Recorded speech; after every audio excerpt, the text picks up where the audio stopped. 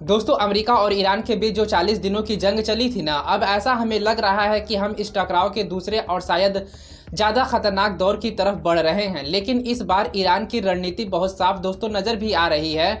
Iran ने पूरे खाड़ी क्षेत्रों में अमेरिका ठिकानों को निशाना बनना शुरू भी कर दिया है और हर दिन के साथ यह जंग अमेरिका के लिए ज़्यादा महंगी साबित होती जा रही है। तो दोस्तों, आइए हम वीडियो को थोड़ा गहराई से समझते हैं और देखते हैं कि यह पूरी रिपोर्ट में आखिरकार है क्या। लेकिन उससे पहले हम आपसे दोस्तों रिक्वेस्ट करना चाहेंगे कि वीडियो को लास्ट तक देखिएगा और चैनल को सब्सक्राइब जरूर कर लीजिएगा। अगर वीडियो अधूरी देखेंगे तो आपको कुछ समझ में नहीं आने वाला है।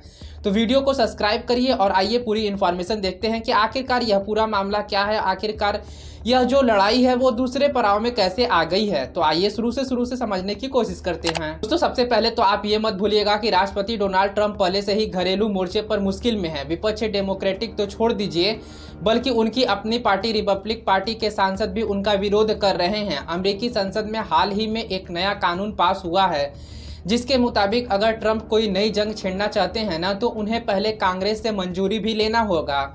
हालांकि इस कानून पर ट्रंप के पास वीटो का अधिकार अभी भी मौजूद है। मतलब यह कि एक तरफ ईरान बाहर से दबाव बना रहा है तो दूसरी तरफ अमेरिका के अंदर ही उनके लिए सिरदर्द खड़ा होता जा रहा है। और दोस्तों, हाल ही में एक न्यूज़ रिपोर्ट सामने आई है जिसमें साफ दिखाया गया है कि किस तरीके से ईरान बहुत सोच समझ कर अमेरिकी सैन्य ठिकानों पर हमला कर रहा है। ये हमले खाड़ी के कई देशों में हो रहा है। कुवैत हो गया आपका, बहरीन हो गया आपका, या फिर जॉर्डन हो गया आपका।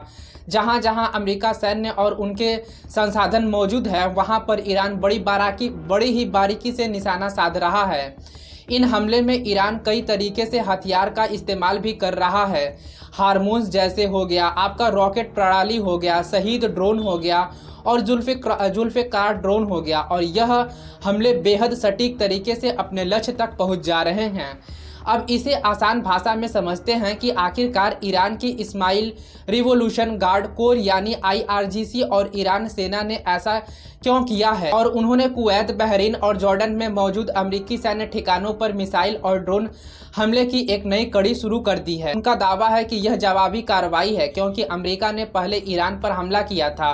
बुधवार तड़के जारी किए गए बयानों में IRGC ने कहा कि सामने कुवैत में स्थित कई अहम अमेरिका सैन्य ठिकानों को निशाना बनाया गया है। और दोस्तों, इनमें petroleum air defence system, satellite संचार केंद्र और हिरमोन्स रॉकेट लॉन्च शामिल है। IRGC का कहना है कि यह हमने उनके जवाबी अभियान ऑपरेशन नस्र 2 का 7वीं कड़ी का हिस्सा है ये। और दोस्तों, दिलचस्प बात तो यहाँ पर यह है कि ईरान सिर्फ सैन्य हमले नहीं कर रहा है बल्कि वहाँ की आम जनता तक भी अपना संदेश पहुँचा रहा है। मकसद साफ है, एक तरह का मनोवैज्ञानिक दबाव बनाना ताकि कुवैत और जॉर्डन अमेरिका की मदद ना कर सके। और दोस्तों, कुवैत की जनता के नाम जारी बयान में IRGC ने कहा है कि उनकी जमीन और हवाई सैन्य, सैटेलाइट संचार केंद्र, मिसाइल व air defence radar, petroleum system, America सैन्य अड्डे का गोदाम और हिरमोन्स रॉकेट लॉन्चर को निशाना बनाया गया है। IRGC का कहना है कि यह सब दक्षिण ईरान पर अमेरिका हमला का जवाब है, जहां कथित तौर पर अमेरिका ने खुजिस्तान के हेवेजहेज इलाके में गेहूं भंडार केंद्र और इलाम प्रांत के दहलाराम में एक मिनरल वाटर फैक्ट्री पर बमबारी की है। अपने संदेशों में IRGC ने कुवैत जनता से कहा है कि उनकी उनसे कोई दुश्मनी नहीं है बल्कि वे कुवैत के लोगों का बहुत सम्मान करते हैं। साथ ही अपील की गई है कि ये अपने धरती से इन बच्चों के हथियारों और कब्जाधारियों को बाहर निकालें, यानी अमेरिकी सेना का तरफ इशारा भी किया गया था। गौर करने वाली बात तो यहाँ पर यह है दोस्तों कि ईरान यह एक भावनात्मक खेल भी खेल रहा है। वह जनता से यह कहता दिखाई दे रहा है कि अमेरिका उसकी फैक्ट्री को निशाना बना रहा है, यहाँ से उनको साफ पानी मिलता है। और याद रहे, इससे पहले भी यह बताया गया था कि ट्रंप ईरान की पिकस माउंटेन पर हमला करना चाहते हैं। यह वही पहाड़ है जिसके नीचे ईरान का न्यूक्लियर पावर प्लांट मौजूद है। ईरान ने पहले भी चेतावनी दी थी कि इस पहाड़ की तरफ देखने की भी कोशिश मत करना। अब खबर है कि अगले 2 से 3 दिनों में इस पर हमला हो सकता है, जो अपने आप में बेहद खतरनाक स्थिति है। इसी तरह जॉर्डन की जनता के नाम एक अलग बयान में IRGC ने दावा किया है कि उसकी सेना ने जॉर्डन के अल अज़रक़ा इलाके में मौजूद अमेरिकी सैन्य अड्डे पर F-15, F-16 और F-35 लड़ाकू विमान से हंगर तबाह कर दिया है। साथ ही कई MQ-9 स्ट्रेटेजिक ड्रोन को भी नष्ट कर दिया है। और इस बयान में जॉर्डन को पैगंबर की धरती बताया गया और वहां की जनता से अपील की गई है कि वे अमेरिकी सेना को अपनी जमीन से बाहर निकालें। तो दोस्तों यहाँ पर यह साफ है कि ईरानी अमेरिका को एक तरफ ग्रेट सेंटर यानी शैतान के रूप में पेश कर रहा है, तो दूसरी तरफ से बच्चों का हत्यारा बता रहा है। यह एक सोची समझी रणनीति है। जिन देशों की जमीन पर अमेरिका सेना मौजूद है, वहां की जनता का भरोसा जीतकर उन्हें भावनात्मक रूप से अपने पक्ष में करने की कोशिश है। इसके साथ ही साथ ईरान संयुक्त राष्ट्र के मंच पर भी अमेरिका के खिलाफ मोर्चा खोलता हुआ नजर आ रहा है। और दोस्तों यहाँ पर ईरान का ये भी कहना है कि अमेरिका ने UN चार्टर्स का 42 बार उल्लंघन किया है। संयुक्त राष्ट्र में ईरान के दूत अमीर सैयद ईरानी ने औपचारिक शिकायत दर्ज कराई है कि अमेरिका ने सीज फायर समझौता को उल्लंघन किया है और सुरक्षा परिषद से अमेरिका के खिलाफ सख्त कार्रवाई की मांग भी की है। और दोस्तों US महासचिव और सुरक्षा परिषद को भेजे गए पत्र में ईरानी दूतों ने कहा है कि अमेरिका हमलावर है, पीड़ित नहीं।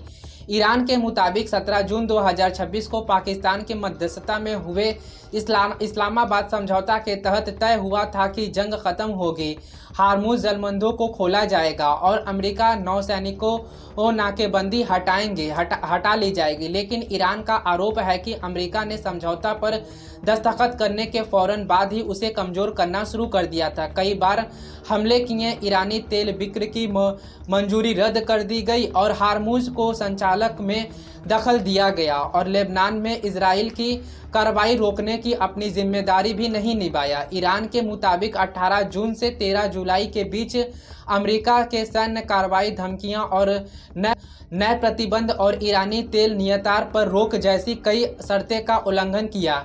ईरान ने यह भी कहा कि ट्रंप द्वारा हार्मुज में दोबारा नाकेबंदी लगाने और जहाज़ों में ट्रैजिक शुल्क वसूली की घोषणा भी समझौता के खिलाफ है। दूसरी तरफ अब अमेरिका कम से कम 5 देशों पर टैरिफ लगाने की तैयारी में है। अमेरिका संसदों की एक बैठक हुई जिसमें डेमोक्रेटिक और रिपब्लिक दोनों शामिल थे और इसमें ऐलान हुआ कि रूस से तेल खरीदने वाले 5 देशों पर टैरिफ लगाया जाएगा। इस लिस्ट में भारत का नाम भी शामिल है और खबर है कि भारत पर 100% तक का टैरिफ लगाया जा सकता है। दैनिक भास्कर की रिपोर्ट के मुताबिक अमेरिका सेनेटिक्स रूप पर प्रतिबंध से जुड़ा एक संशोधन बिल पेश किया गया है जिसमें रूस से तेल और गैस खरीदने वाले देशों पर 100% तक का टैरिफ लगाने का प्रस्ताव है। इस बिल के दायरे में भारत, चीन, स्विट्जरलैंड, हंगरी और अज़रबैजान आते हैं। खास बात तो यहाँ पर यह है कि इस बिल में रिपब्लिक और डेमोक्रेटिक दोनों पार्टी के समर्थक आगे बढ़कर आए थे। दोस्तों, अमेरिकी संसदों की बैठक के बाद जो बयान सामने आया है उनमें साफ तौर पर भारत का नाम लिया गया है। यह बिल खास तौर पर 5 बड़े खरीदारों को टारगेट किया गया है जिनमें फिलहाल चीन, भारत, हंगरी और गैस खरीदने के मामले में कुछ और देश शामिल हैं। हालांकि उन देशों को छूट भी दी गई थी। उनकी रूसी प्रतिक्रिया गैस पर निर्भरता 15% से कम और जो यूरोपीय हैं अब यह सवाल उठा रहे हैं कि जो लोग खुद को विश्वगुरु कहलाना चाहते थे, आज अमेरिका उन्हीं के साथ यह व्यवहार कर रहा है और भारत सरकार की तरफ से एक शब्द भी नहीं आ रहा है। सांसद सुप्रिया श्रीनेत का कहना है कि अमेरिका में भारत पर 100% टैरिफ लगाने की मांग उठ रही है क्योंकि भारत ने रूस से तेल खरीदा है।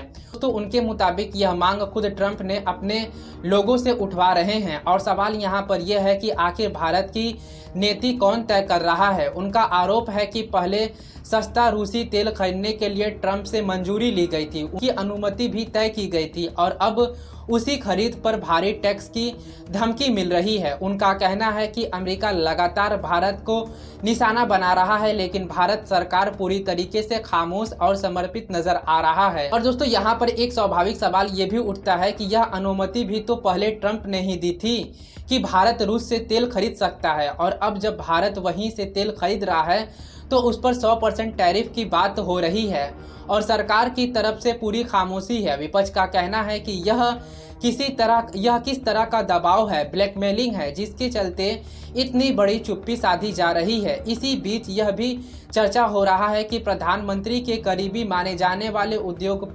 उद्योगपति गौतम अडानी का मामला अमेरिका में अभी भी अटका हुआ है और हाल ही में एक अदालत में कुछ मुश्किल सवाल उठने से यह मामला फिर से उलझ गया है। तो दोस्तों, कुल मिलाकर तस्वीर यहाँ पर यह बनती है कि एक तरफ ईरान बड़ी सोची समझी रणनीति के साथ खाड़ी में अमेरिका ठिकानों को निशाना बना रहा है और वहां की जनता के बीच अमेरिकी विरोधी भावनाओं भड़का रहा है, तो दूसरी तरफ अमेरिका के अंदर ही ट्रंप को अपनी संसद और अपनी पार्टी के भीतर से चुनौती मिल रही है और इन सब के बीच भारत जैसे देशों पर भी भारी टैरिफ का तलवार लटक रहा है, जबकि सरकार की प्रतिक्रिया लगभग एकदम ना के बराबर है। आने वाले दिनों में इस पूरे टकराव के लिए बेहद अहम साबित भी हो सकता है। तो चलिए दोस्तों, मिलते हैं आपसे किसी नई रिपोर्ट के साथ। तब तक के लिए आप हमारे चैनल को सब्सक्राइब करिए, वीडियो को लाइक करिए और मिलते हैं किसी नेक्स्ट वीडियो में।